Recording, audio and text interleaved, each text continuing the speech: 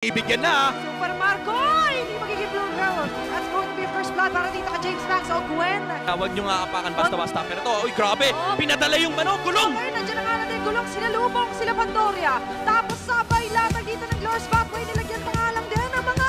Play James Max nasa likod ulit. Alam niya kayang nandiyan si Super Marco. Pwede siya magtabag dito ng Phantom Steel kung sakali. Masigaw, easy ka na magiging target. Matataw, may pangalan dito. Sila Super Marco. Wow! Makakayanin nila. Nasa-sustain yan. At makakaganda na pagpatay. Super Marco with a double kill. At the same time, nangalan din sa may bandang gilid. There! May Chase. May Oh Chase my na manadala. Ayaw po rin sila Pandora. Nandiyan nangalan din ng mga bala. Pinagpapalapin na Uli, tatlo ang nandito nagtatago. Si Ogwen ang kanilang matatali. Shizu with a mega kill. At ngayon makakaangat pa ang AP Bren ng gusto. Teka lang, tuloy pa yung team fight. Ito na yung sagasaan nila Pandoria. Ang gante. Kaso nga lang. Shield!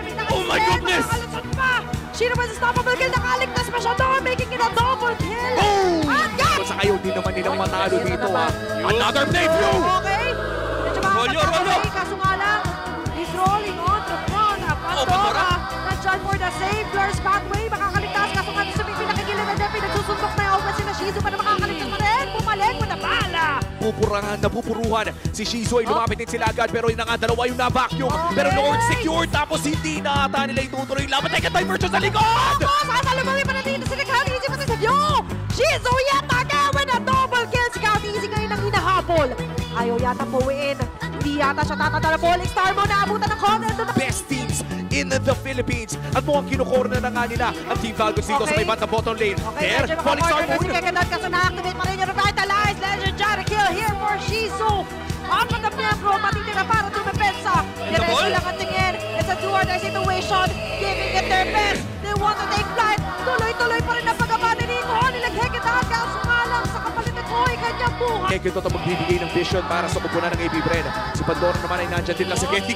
Grabe naman yun! Yung sagasa sabay baril strategy para dito sa AP Bren. Hit and run ni. Ang top lane, that's another inhibitor turn secured para dito sa kupunan ng AP Bren. Super Marco nasa harap, sa one force, Kekito! Okay, kaso nga lang sila yung kinakalbaryo dito. Habang doon sa may pinakagilid si Count Easy, si James Bass sa kanya tinatarget. Tinawag na nga lang din si Barbell. Phantom Seed activated. They're onto the front lines.